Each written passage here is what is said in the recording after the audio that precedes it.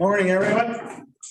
I want to call this meeting to order. It's great that we actually have some faces in the building this morning. Sometimes it gets rather quiet and lonely when there's just three of us here. It's great to see some of your faces. We had you last meeting, but things are getting better and hopefully we'll be able to get together more often in person and not have so much worry. Anyway, I'm going to call the meeting to order. And first we'll start with a moment of reflection.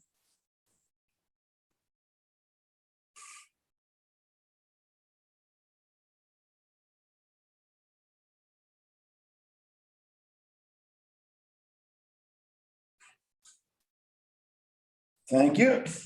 Okay, if anybody has a pecuniary interest, they can declare it at this point in time or any point in time through the meeting, should one arise. And we'll move on to confirmation of the agenda. And I have one little addition, and that was forwarded to all council members, and that was item 5.36 that was going to go on consent agenda, and that was the letter from the Perth County Federation of Agriculture. So if I could have a motion to approve the agenda as amended, that would be great. Moved by Councillor McDermott, second by Councillor McKenzie. It's a lot easier to see your hands here than looking all over the screen, I'll tell you that. Okay, any comments or questions on that motion?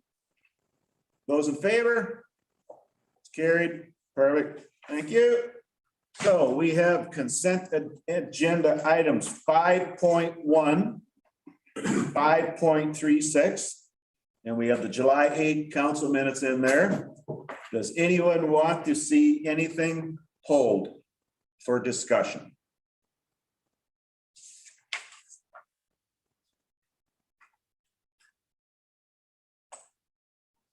I'm not seeing any hands. Am I missing anything here? Perfect. So I have a motion. Council receives consent agenda items 5.1 to 5.36 and approves the July 8, 2021 council minutes. Moved by Councillor Kellum, second by Councillor Wilhelm. Last chance for comments or questions. Those in favor? That's carried. Great. Okay, we're going to move on to so many consent agendas. I've got to go 2 pages down. Public meetings, hearings, and delegations. And first we have staff reports. And our first one is the vaccine clinic update. And we have David here, and I'm going to let him take it away, but I'm also going to let him introduce his assistant, Julia.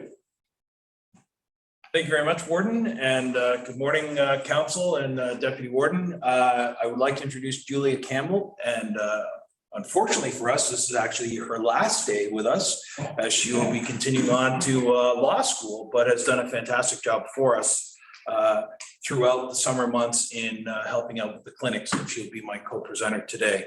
So, Randy, can you just forward up to the next slide, please? So as we all know, we've been in a declared state of emergency in the province due to the pandemic. And as a result, here on Perth Public Health is the authority having jurisdiction and the lead agency in the response to this in our area. They made a direct request to the county for assistance, and as a result, they relied heavily on the county for taking the lead in clinical logistics, coordination, and support. And this included staffing, scheduling, duties, and volunteer training. Julia will get into some of the more financial aspects of it and some of the direct logistics coming up.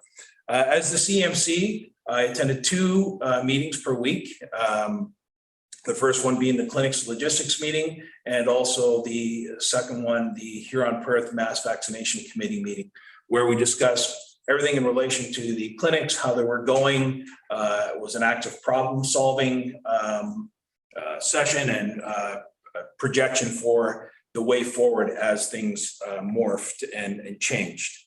The initial vaccination model that came out from the province was what we call a push-close model, where we had certain facilities such as hospitals, long-term care facilities, who could receive vaccine, and then they administered it into a closed model to a specific group of people, which was the long-term care residents, the employees of long-term care facilities, and also the first responders and hospital workers.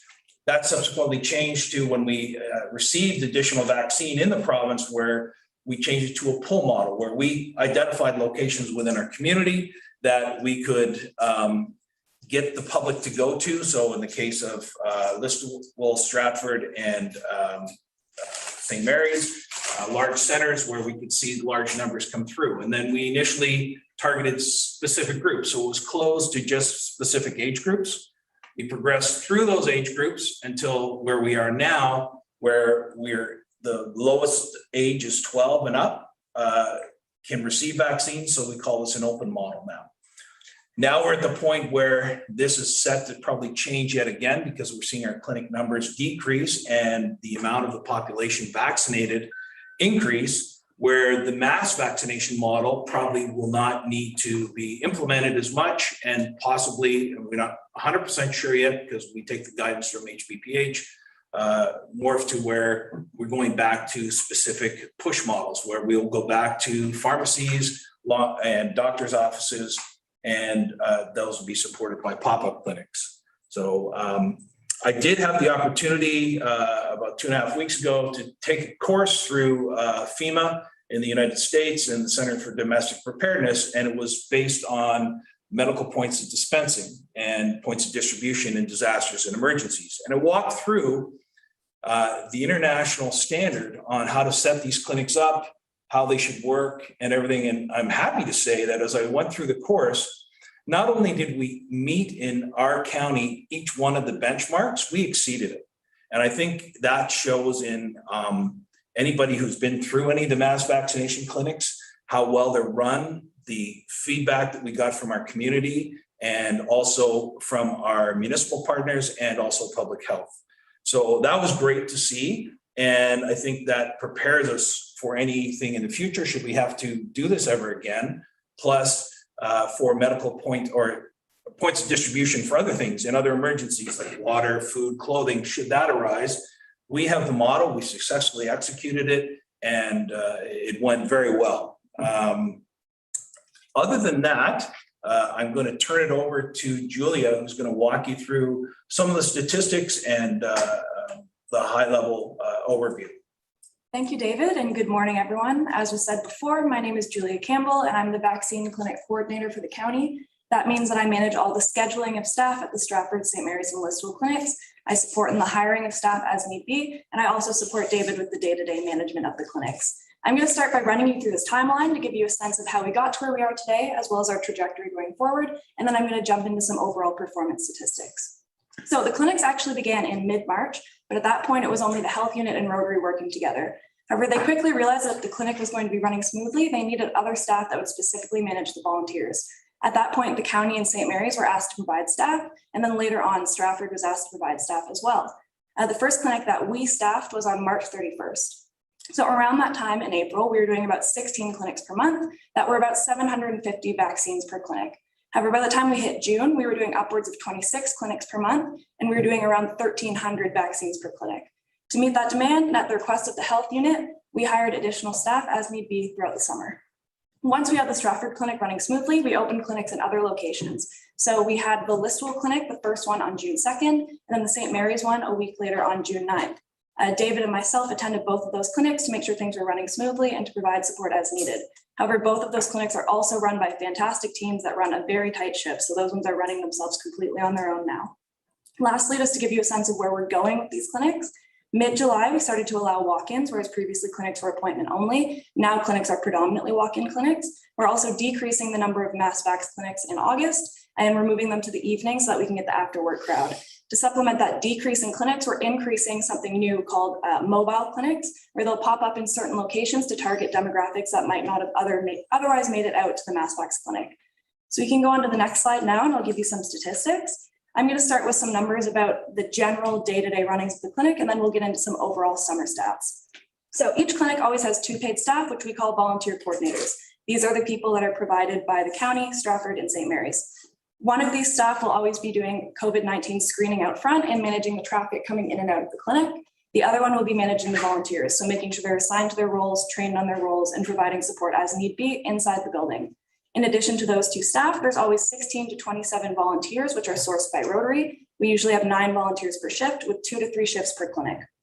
Lastly, while the smaller clinics are usually 756 appointment clinics, the larger ones can be upwards of 1,400. In general, at peak demand, we had 1,296 vaccines per clinic. Now we're going to jump into some overall stats. So these are all accurate to the time of the report we gave you, and they all span the beginning of April to the end of July, which is the complete amount of time that the county's been involved in these clinics. So in those 4 months, we've had 80 clinics across Stratford, St. Mary's, and Listowel. We've given approximately 67,804 vaccines as of July 21st. That number would now be well over 70,000. And we also have 537 volunteers. Now, I want to clarify that this is not the number of volunteer shifts. That would be around 1,400. This is actually the number of individual people who have volunteered at least once at the clinic. So looking at the size of that number, you can see how much the community really rallied to support these clinics and how much we couldn't have done it without that support. Lastly, we have 15 volunteer coordinators on staff across Stratford, St. Mary's, and the county. Now, if we're going to jump into expenses for the entire summer across all stakeholders, it costs $26,618.80. The county's portion of that over those 4 months is $14,000.40. So that's approximately $3,500 per month. And if you look at the pie chart, you can see the distribution across different stakeholders, but you can see that the county covered the majority of those expenses. Lastly, 50% of the population of Perth County is now fully vaccinated, so has received both shots, and that number continues to go up every day.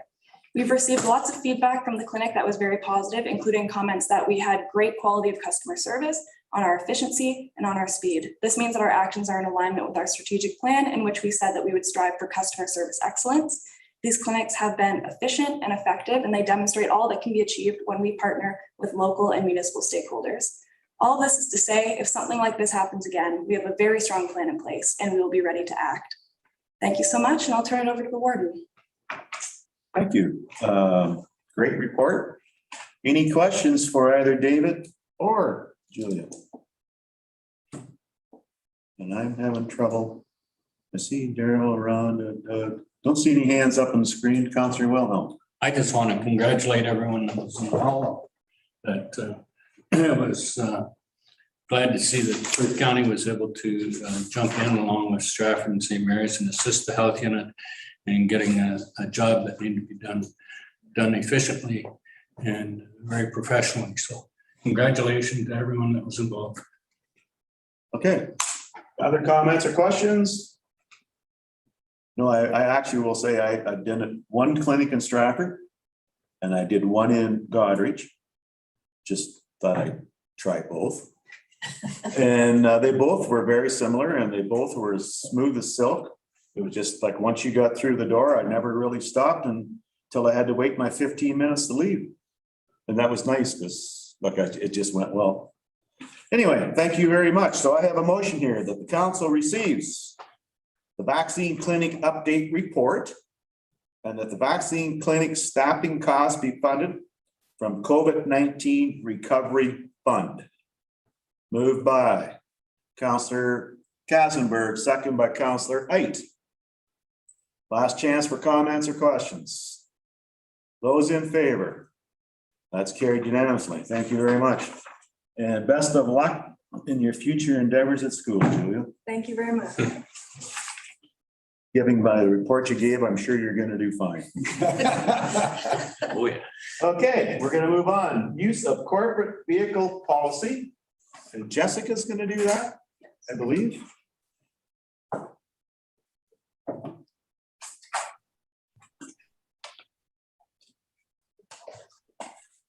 Oh, there's Jessica. Morning, Jessica. Good morning. We're ready for your use of corporate vehicle policy report. Perfect, thank you. Through the warden and members of council, good morning, everyone. Today, I will be going through the policy change for the use of corporate vehicle policy. I will take the materials as read, but I will share some highlights from the report. The use of corporate vehicle policy was last updated in 2010, and a fulsome review was due for this policy in order to keep up to date with industry standards. HR worked closely with various departments such as Public Works to ensure that key concepts were captured within the policy. After conducting benchmarking of 3 different public sectors and ensuring we meet and exceed all minimum legislation, It was noted that the policy required a more robust process of how employees, managers, and HR have all set safety responsibilities and duties. I would like to call attention on some key changes that have been implemented into the policy. The policy now has a dedicated section on how to report workplace accidents and incidents. It also has an updated section on the safety responsibilities that are connected to driving county vehicles and key operational details for employees to understand how the flow of trucks are managed and operated. The policy also lays out roles and responsibilities section for employees, managers, and human resources. Further to this, new and existing employees who operate, provide maintenance, or manage county vehicles will be trained on this policy.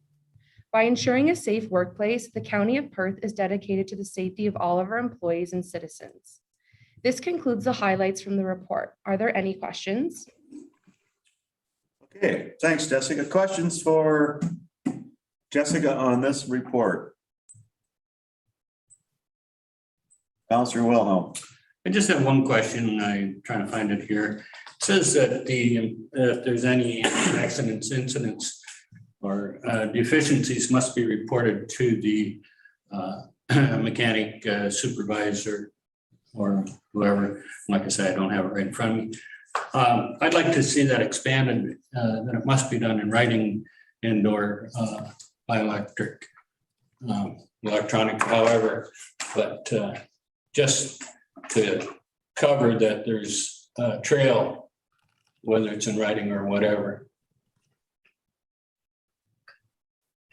Thank you for your question, Councillor. Yes, we can definitely add that into the policy that it must be provided in writing or electronically to the mechanic or supervisor. We can add that in.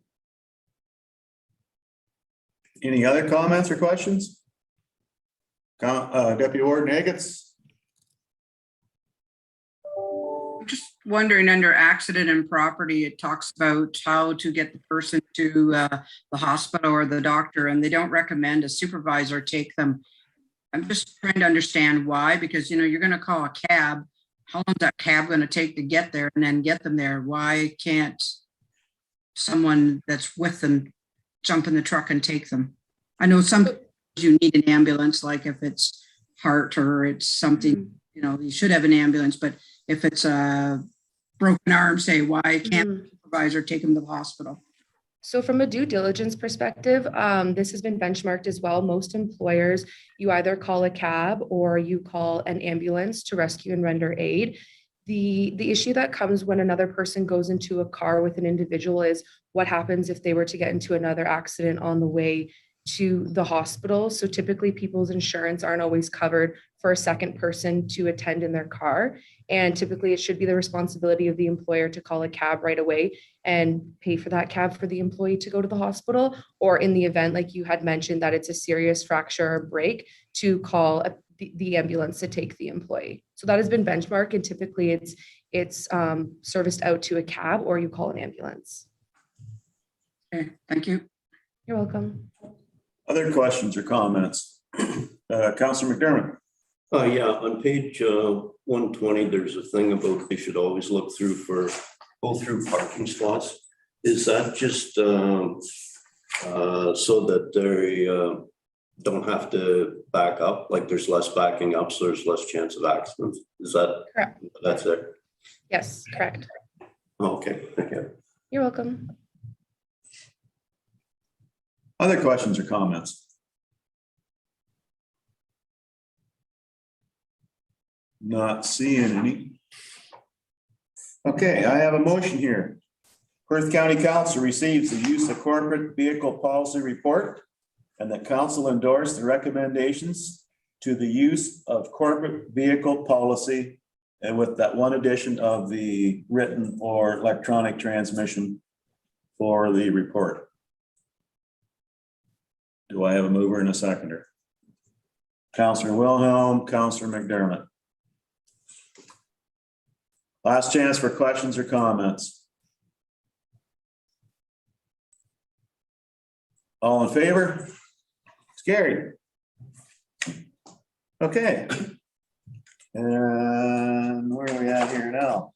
Thanks, Jessica. Thank you. Have a wonderful day. Okay, next we're moving on to planning services. Delegated authority to hold public meetings. So I'm assuming we'll bring Sally in on this one.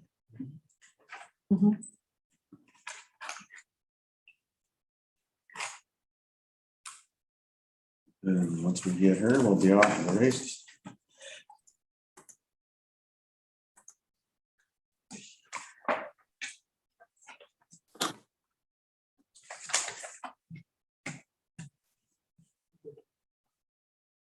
Morning, Sally.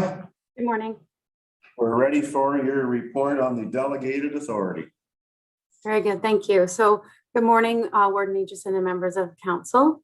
This morning, we're going to talk about delegated authority to hold public meetings. And a number of you on this council chair those meetings locally. So you're familiar with this task and this operation. And I wanted to explain a little bit for the listeners what we mean. So for certain applications, certain development applications, the plans of condominium, plans of subdivision, and official plan amendments, this county council is the decision-making body. And so the Planning Act requires that body hold a public meeting. And back in 2017, that authority to hold the public meeting was delegated to members of this council in the number in at least two. So if at least two of county council members were there, then a public meeting could be held, a statutory meeting for one of these types of development applications. And it was desired at the time that they be held locally.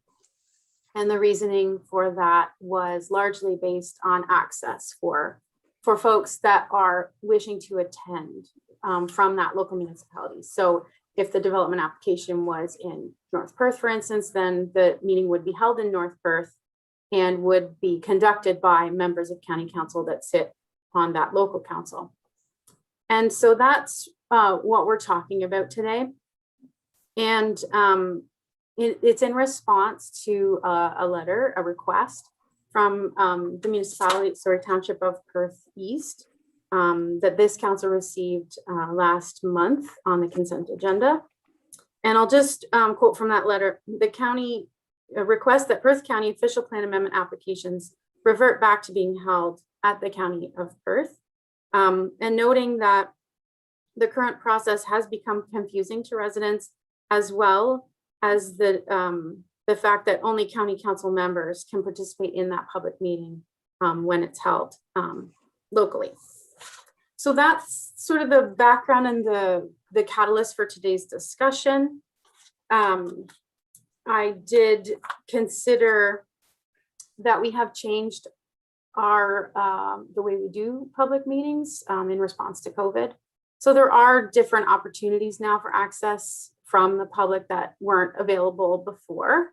It doesn't completely resolve access for everybody. Not everybody's online, not everyone can participate, but it does present a more convenient opportunity for people in that they don't have to physically attend the meeting to be present and to be able to say their concerns or their support of an application themselves, like to offer it up in their own words.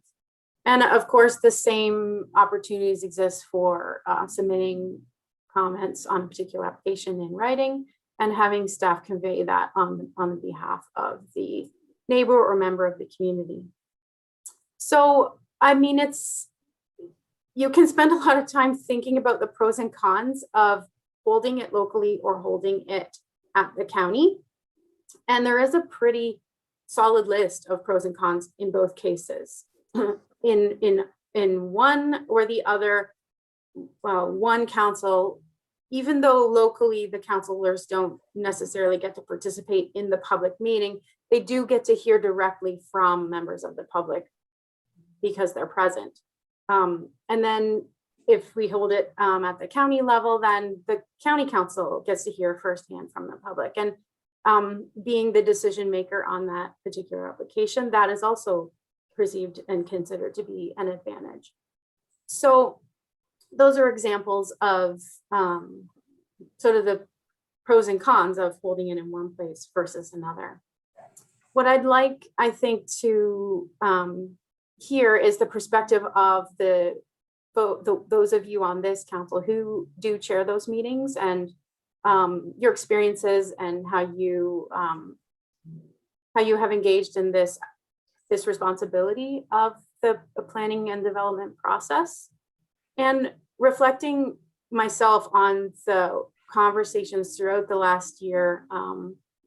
During 2020, we had a lot of opportunity to discuss planning process and to sit as a group with representatives from all four of the lower tiers and the county. And certainly what I heard over or repeated through those meetings throughout the year was that there is a desire locally to be engaged in planning and development applications. And this is one of those opportunities to have it be unfolding in a local setting and with local council present, and staff as well.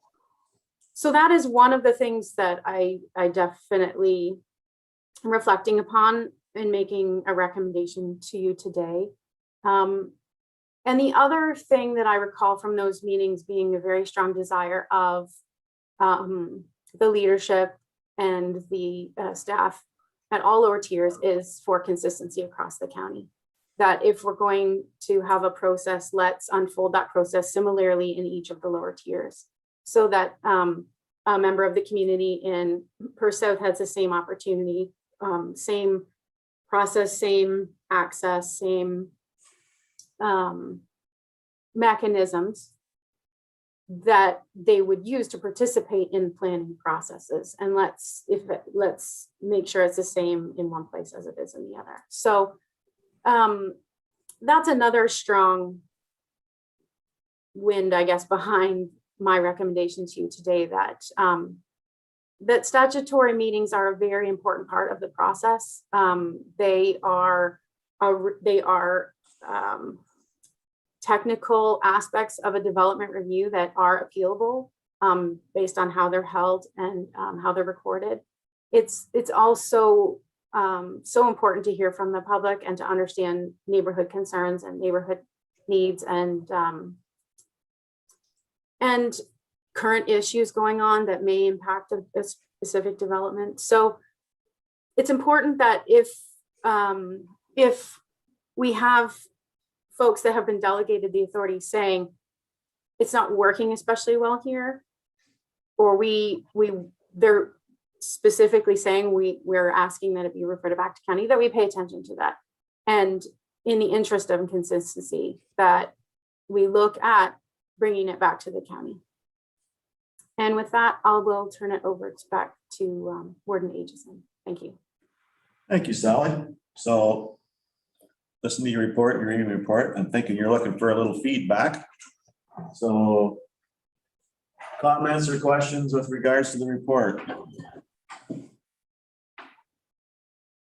Councillor McKenzie, I see your hand up first. I think Bob was up first. Well, I'll get the first word. I agree 100% with what's been said, and we did a question at our council before having it come here, and our council was 100% behind having it go to the county and being dealt with there. So I would support the recommendation that it be here and dealt with this county as a whole. And as Sally said, like in this day and age with Zoom access, if people cannot, through various reasons, cannot attend in person, there's the opportunity to be there. So I certainly support the recommendation. Councillor Wilhelm. I disagree. I like the way it's working now. It seems to work extremely well in Perth South. Our councillors are informed of what's happening within their community. It's not a surprise that this is what the county's passed.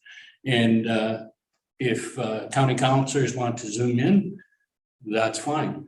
Our ratepayers like to be able to access it. They don't have to fight with parking, and they don't have to go to Stratford.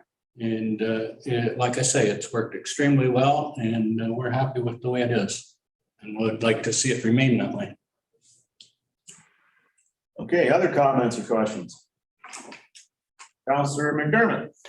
Yeah, is there a way that Perth South likes the way it goes? Is there a way we can have a hybrid system? Or would that make it too complicated for everybody? Well, that's a question I can't answer, so I'll have to pass that over to either Sally or Lori. Sally, is it possible to have a hybrid? Thank you for the question. I think what we would do is very similar to how we do consent applications. So I'm actually going to back up and say how we do it now is we receive the application, then the planner reviews the application, sets a public meeting date with the local clerk, and then brings the application to the local municipality for those county councilors that sit locally to host a public meeting. Now, sometimes we can have the public meeting and later in the agenda for that local council, their regular meeting, address that report or that development again on the same night and receive a resolution from the local council as well about their thoughts and opinions on that development application. And those two things then, the public opinion and the local council's opinion, are put together and brought forward with the planner's recommendation to county council. What we would do if we were to revert it back to the county would be what we do with consents. So we would actually send a notice out to the community, a notice of application. So it would say an application has been made. These are the details. Please let us know if you have any questions or concerns. And they would contact staff, and they may contact local councilors or what have you. And so we would then go to the local council with a report and seeking their opinion as we would have. And the public input that they would have at that point would be what had been received through the circulation materials. And if anyone had written or called in or emailed. And then provided they felt informed enough to make a resolution, then the resolution would go forward to county council. Another public notice would be sent saying there will be a public meeting held. And then at a county council meeting, the public meeting would be held. People could turn up and have their say in their own words. And then the county council would be presented with the resolution from the local, the planning report, what was received from the first circulation, and then be able to receive that day what additional public comments may be forthcoming. So there would still be the local review for local council. It would be a slightly different level of public input at that point in time. And it definitely reflects how we do consent applications right now. So we do a notice of application so that the community can learn of it sooner in the process.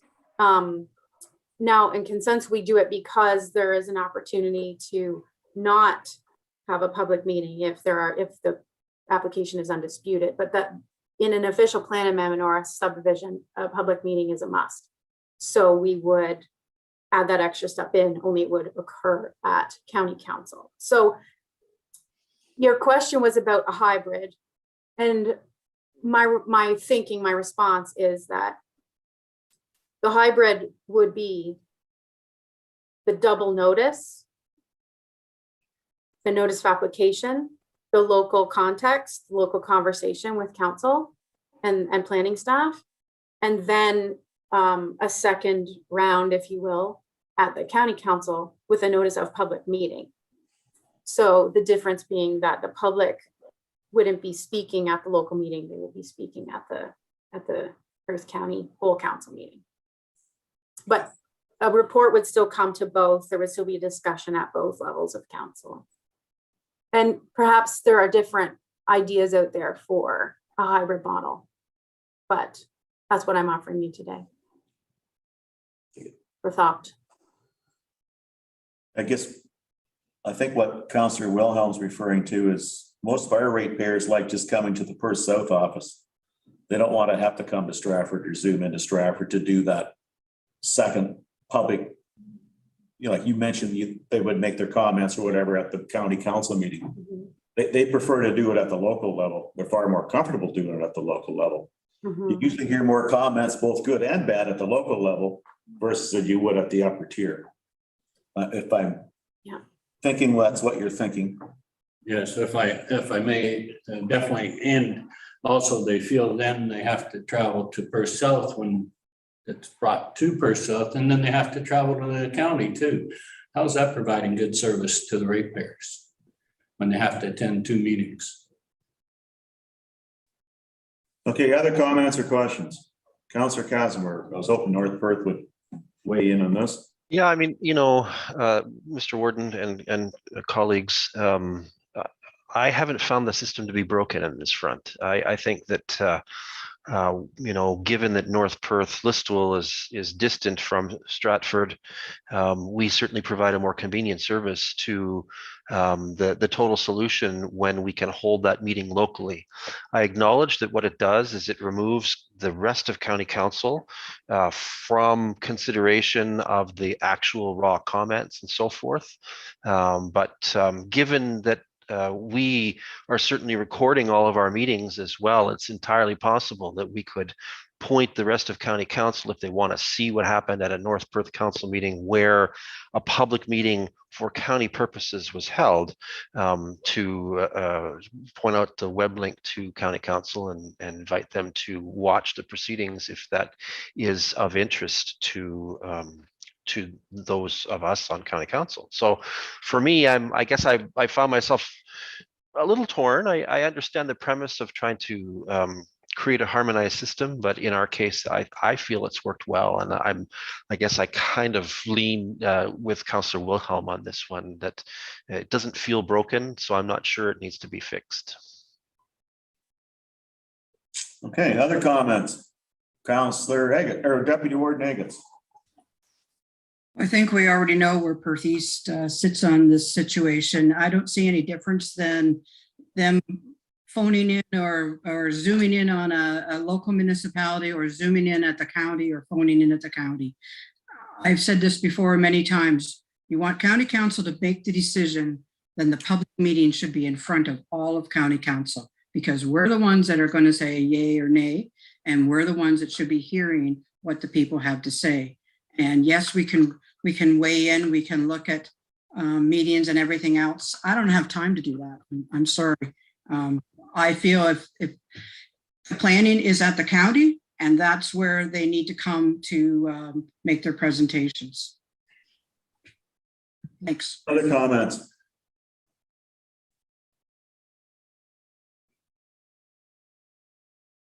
No, I think Doug was scratching his neck, not raising his hand.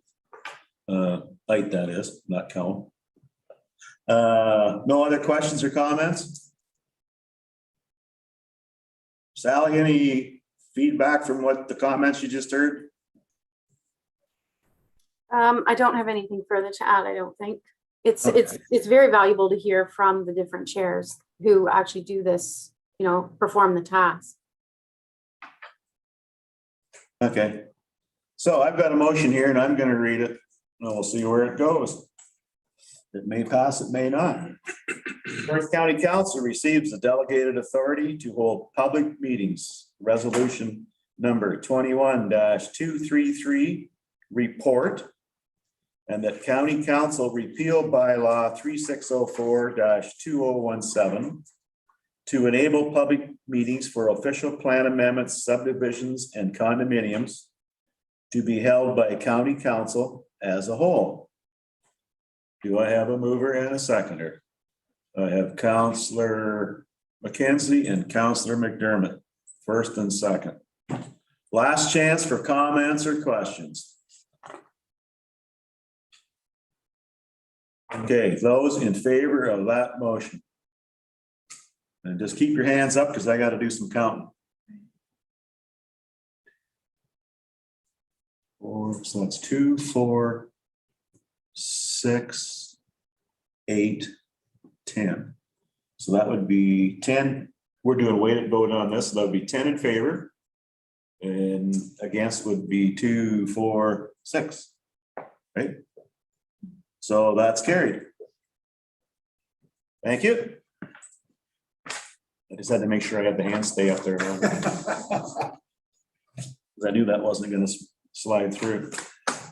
Okay, oh, Sally's already disappeared. Okay, we're gonna move on here. Economic development, and we have the PC Connect report. So I'm assuming Maggie's gonna come on here shortly.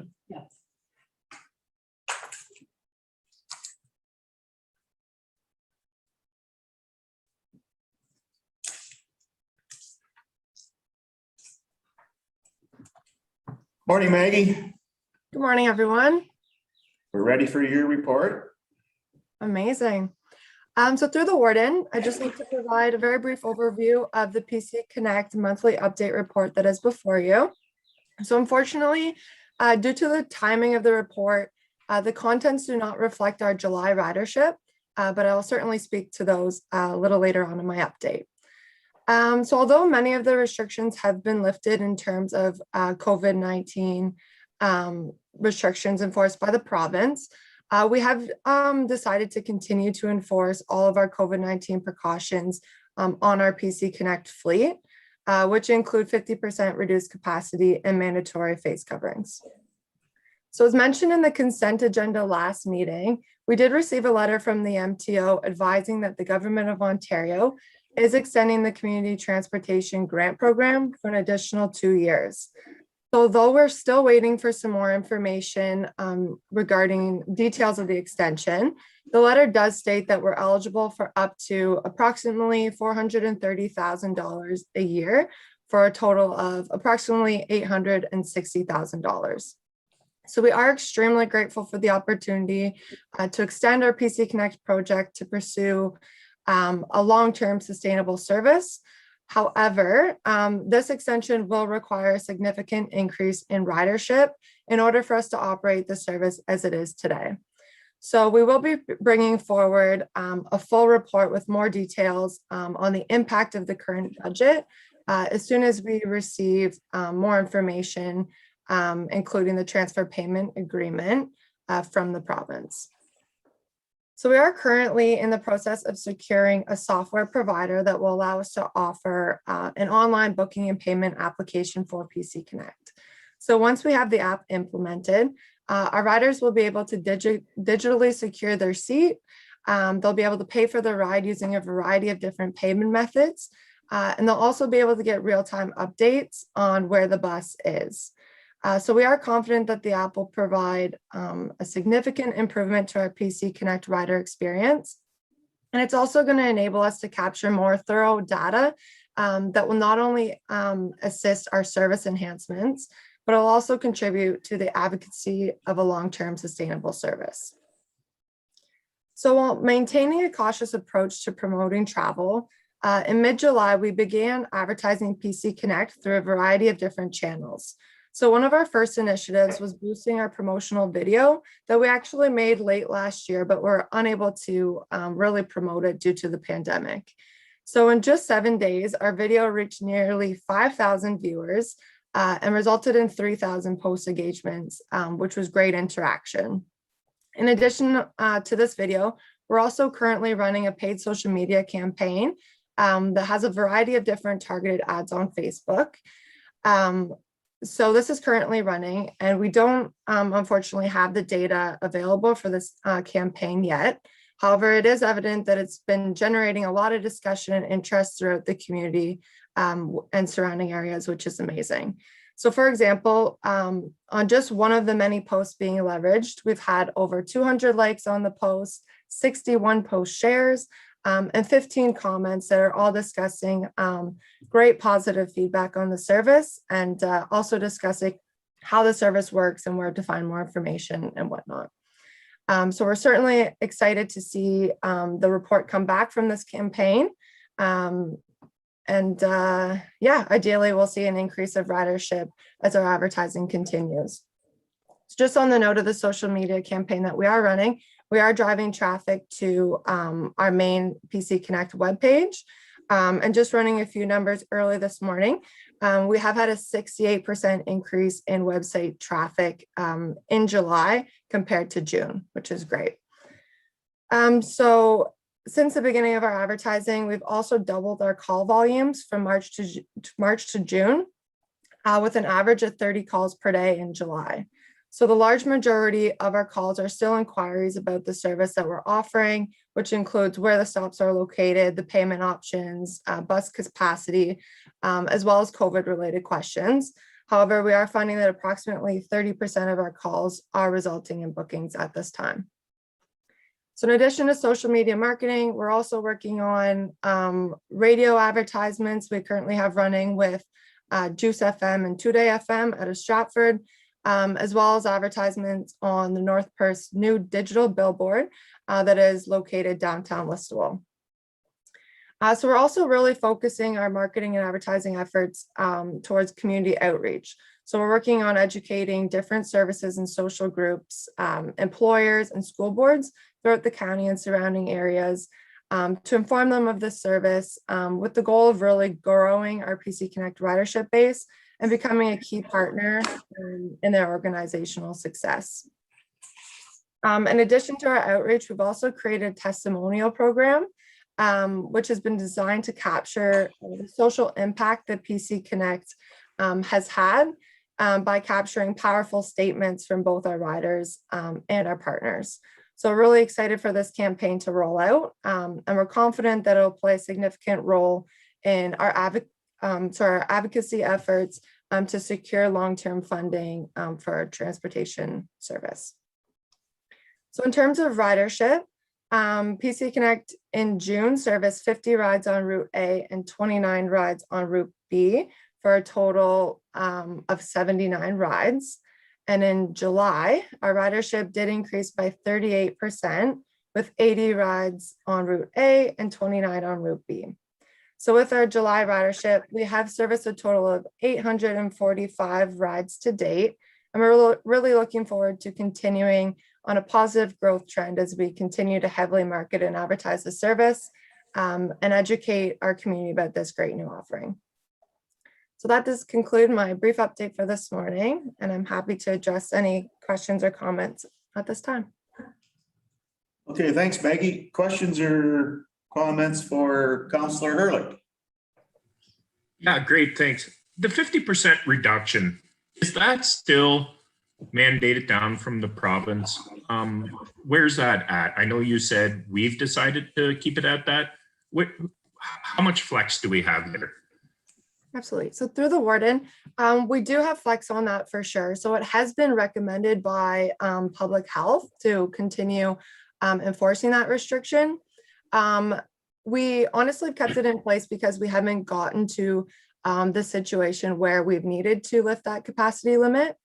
So we definitely, as we see our ridership increase as we continue marketing, we do have the flexibility to lift that. So we've just kind of been playing it by ear, continuing to enforce it until we face a situation where we need to lift it because capacity is becoming a concern.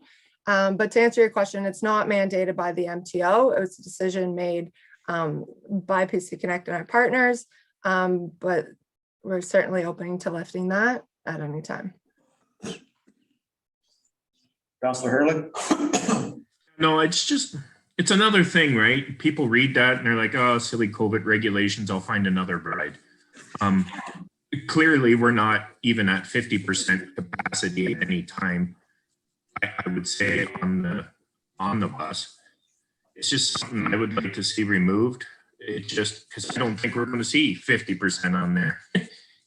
It's a hindrance. People look at that and they're like, ah, man, more COVID regs. And I don't know. I think it should be removed. I have lots of opinions from COVID in general, but yeah, I think if we got that off there, it would help get it up to more rides today. Still nowhere near 50% probably, but hey, I think it's just would look more appealing, more appetizing. That's my thoughts. I don't know where the rest of the council's at. I know I didn't think it was the province saying we have to have that in place, but thank you. Other comments or questions? I'm sure that's a discussion that the partners and whatnot will have at some point in time in the future, Daryl, Counselor Ehrlich, I should say. Anyway, any other questions or comments for Maggie? I have a motion. Perth County receives the PC Connect June update report. Moved by Counselor Deputy Warden Agate, seconded by Counselor Wilhelm. Did I see your hand go up over here? Last chance for comments. Those in favor? Carried. Thank you. Thanks, Maggie. Awesome, thank you. Okay, moving on. Corporate Services, Forestry Tree Inspection Report. Tyler. Perfect. So through the warden, before council is the June 2021 Forestry Inspectors Report from Marvin Smith. Marvin conducted 6 inspections as a response to the submission of a notice of intent. And just for council's information, we received 101 notices of intent in 2020, and currently we're at 103 for this year. So if there's any questions, I would be happy to forward them off to Marvin. Questions or comments in regards to that report?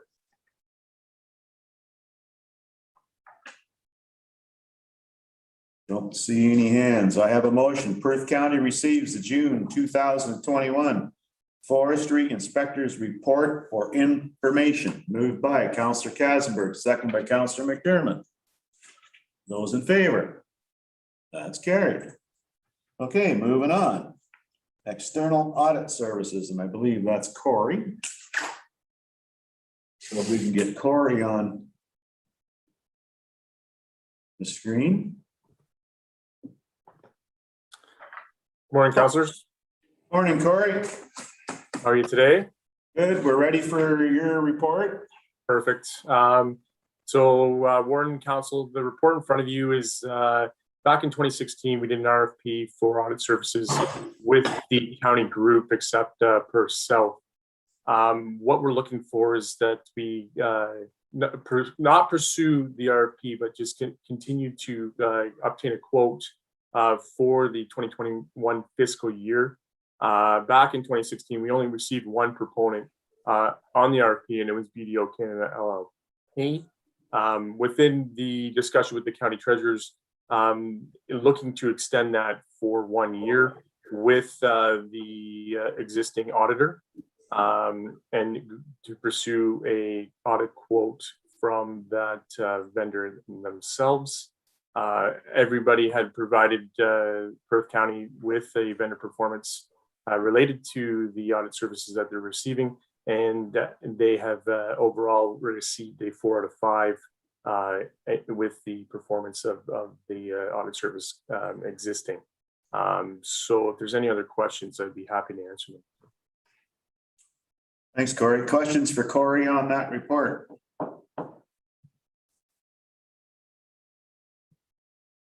I'm not seeing any hands. And I will also point out at this point in time, we do have our new Director of Corporate Services sitting in the room here, Annette Diamond. Some people got to meet her in person today. Some of you met her last meeting or so on Zoom. It's just not quite the same, but. No cats today. Yeah, we don't have any cats today. Okay, so no questions for Corey. Got a motion. Perth County Council receives the External Audit Services Report, and the Perth County Council approved the county treasurers to obtain a quote from BDO Canada LLP for a 1-year term, and that Perth County Council extend the terms of the External Audit Services Agreement to include the 2021 fiscal year. Moved by Councillor Kellum, second by Councillor McKenzie. Those in favor? That is carried. Perfect. We're moving on. Okay, designated speed limits. Excuse me. And that is Bill Wilson, I think, is doing that, or is John doing that? We have Councillor Duncan on now.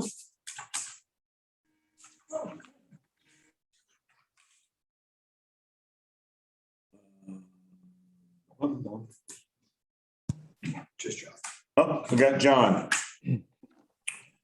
Thank you, Okay. Warden. we're ready for you, John. And good morning, Matt. Okay, take her away, John. Great. Thank you, Warden Aitchison. Good morning, Council. At the last County Council meeting in July, a motion was approved to install school zone maximum speed signs when flashing at all schools on county roads with a posted speed of 80 kilometers per hour. This report is just dotting the i's and crossing the t's by amending our speed limit bylaw to ensure that the prescribed rate of speed is enforceable. There are 7 schools on county roads that are currently in an 80 kilometer hour speed zone. Those schools are listed in the report and indicate where and how long the 60 kilometer hour speed zones are located. Those zones are also in keeping with the provisions under the Highway Traffic Act. 60 kilometer hour speed limit will only be enforceable when the lights are flashing, and these times will be aligned during peak turning movements for each school. The lights are solar powered and programmable, and we are aiming to have these installations completed for the upcoming school year. I'd be happy to answer any questions. Okay, questions for John on this report? I got to admit that on my road, which is Downey Central School, the Stratford Police term it a fruitful road to be driving on as far as revenue. And once this sign goes up, I can't imagine how much more they're going to get. It'll be incredible. They can have a person pulled over a mile up the road with a second cruiser sitting at the school, and somebody will still slide by at 110 kilometers, and they'll get him to boot, even with the flashing lights ahead. It's kind of interesting. Anyway, I have a motion here. Perth County Council receives the designated speed limits on county roads amendment to bylaw 2674-2001 report for information, and Perth County Council approves bylaw number 3832-2021 being a bylaw to amend bylaw 2674-2001 being a bylaw to designate speed limits on Perth County roads. Moved by Councillor Wilhelm, second by Councillor Duncan. Those in favor? Carried. Perfect. So moving on again. Thanks, John. Thank you. Anything more on that accident yesterday? Nothing at this time, no. Okay.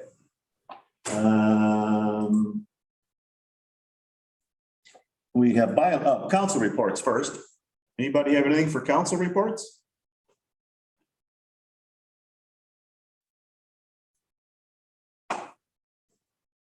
Okay, bylaws. We have bylaw number 3832-2021. Be read a first, second, and third time and finally passed this 5th day of August 2021. And that is to deal with the speed limits in the school zone. Moved by Councillor McDermott, seconded by Councillor Wilhelm. Those in favor? It's carried. And we have bylaw number 3833-2021. Be read a first, second, and third time and finally passed this 5th day of August 2021. And that is to deal with your delegated authority public meetings. Moved by Councillor Agut, second by Councillor McKenzie. Those in favor? And that's carried. Same vote as the original one. Okay. Bylaws are done. Notice of motions. Councillor Katzenberg, you have a notice of motion here. Thank you, Mr. Warden and colleagues. Today, we get to consider a resolution that I have put forward on the matter of considering our position and our thoughts about the performance of MPAC. MPAC is the Municipal Property Assessment Corporation, as you know, and I put this motion on the floor today because I believe that we owe it to ourselves to prepare comments on behalf of Perth County, given that we are essentially customers and members of MPAC, And I believe that due diligence is always required to ensure that we get full value for our money.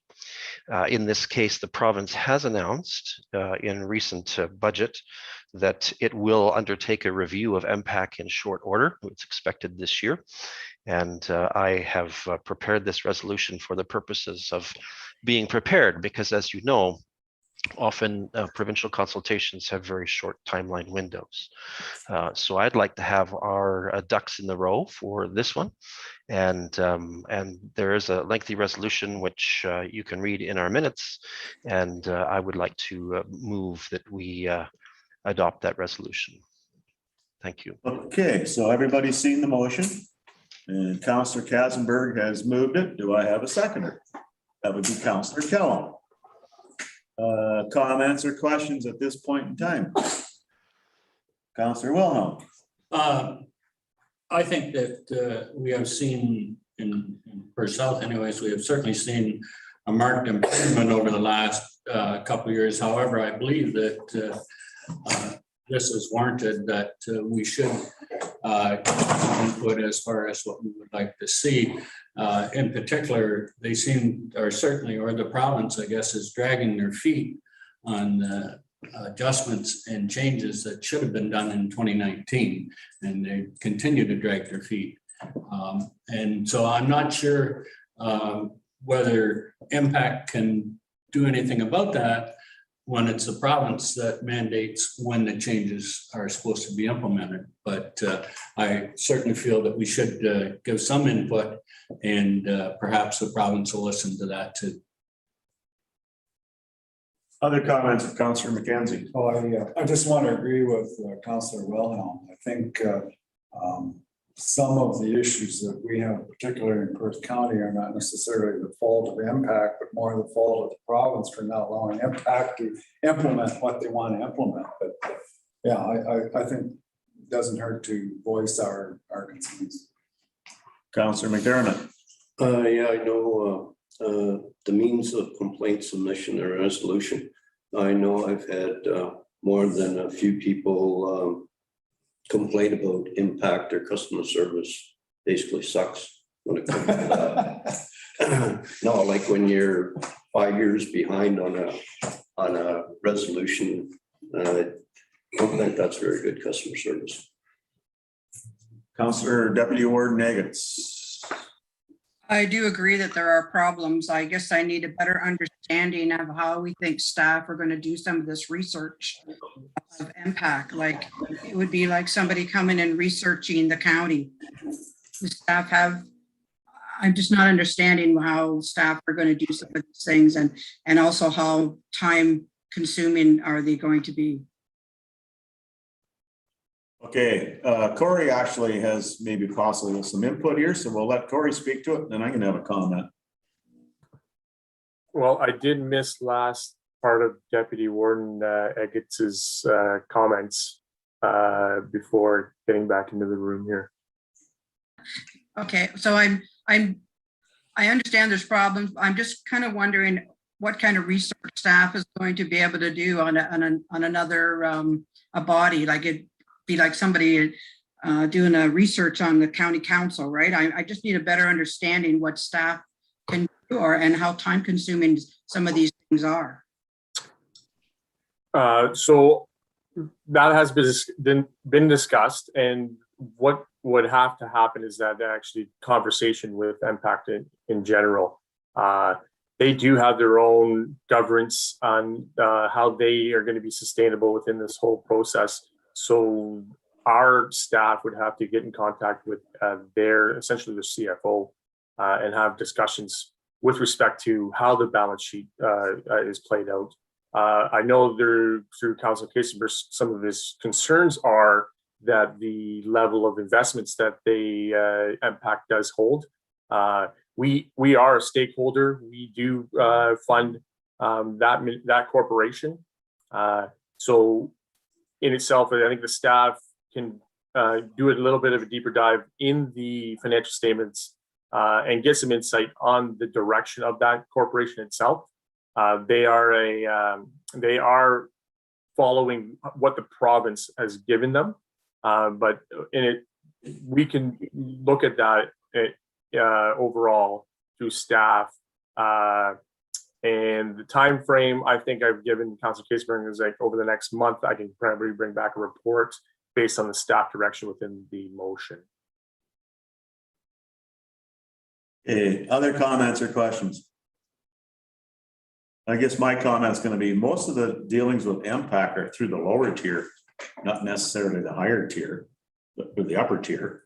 So perhaps should not the lower tier be involved in this as well? Corey? Yep, that is correct. It's not just the discussion with the MPAC themselves, but also discussions with the local treasurers. We do meet on a quarterly basis with the county treasurers. And MPAC is part of those discussions quarterly. There are service level agreements that are in place that we get together and discuss. And then local treasurers provide their feedback to MPAC themselves. Not just the discussion with their CFO, but also discussion with their account managers, our account managers with respect to the direction through the motion. Thank you. Councilor Katzenberg, did you have your hand up there briefly? I was largely going to echo that what Corey just said, which is that I think the motion contemplates that part of our diligence in preparing these comments on behalf of the County of Perth would include speaking with the local treasurers and getting a sense of performance levels that we're actually seeing in Perth County. So, I think that there's a lot to be said for sort of understanding that, especially in the context of North Perth's history, at least, wherein we've had to actually hire a contractor to speed things along, given how poorly performing MPAC was at picking up assessments on new homes. Okay, other comments or questions? I just want to clarify that we were including the lower tiers. I didn't want people to assume that, because that never works out well. Okay, I have a motion here. Now therefore it be resolved by the Council of the County of Perth that staff be given direction to research and prepare a report in anticipation of the province's request for input that achieves the following: reviews the details of the financial performance, example, balance sheet and income statement reviews of the Municipal Property Assessment Corporation to support our understanding of the viability of the corporation and its alignment of spend and assets for their defined mission, mandate, and objectives. Review levels of service perimeters and performance levels, example, key indicators related to accuracy, timeliness, process efficiencies, consistency of outcomes, land use classification revisions, and missed properties of impact efforts in Perth County, collaborating with the lower tier municipalities of Perth County to support with data collection, and clarifies the current governance model and accountabilities of Impact Board of Directors, including accountabilities for their performance and means of complaint submission and resolution.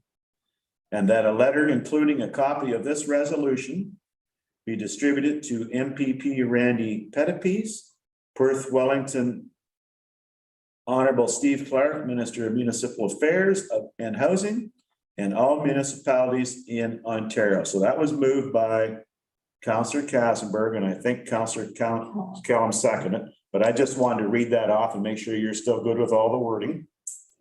And you are. Those in favor of that motion? That's carried. Perfect.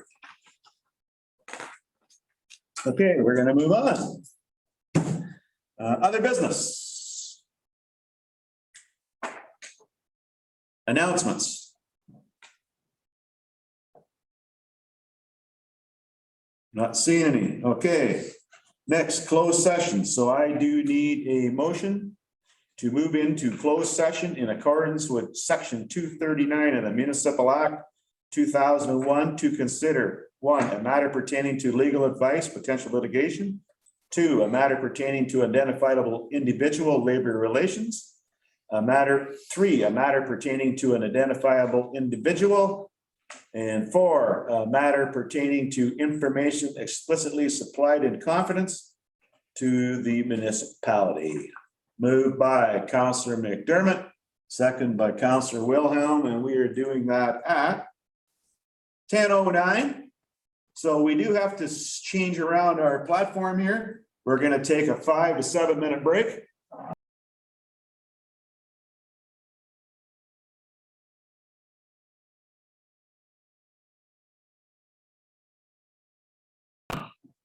We're good to go. Okay, so now we're out of closed session. We can deal with the original motion, which was the motion for the letter of support. Right? Yes, so through the warden, I can read that motion out. The Perth County Council support the resolution presented by the Township of Perth East regarding the application of a minister's zoning order as requested by Perth County Developments, Inc. for a plan of subdivision that will create an employment area to support the retention and growth of local companies located west of Perth Road 131 and south of Line 61, Township of Perth East. Okay, so that's the motion that was on the floor.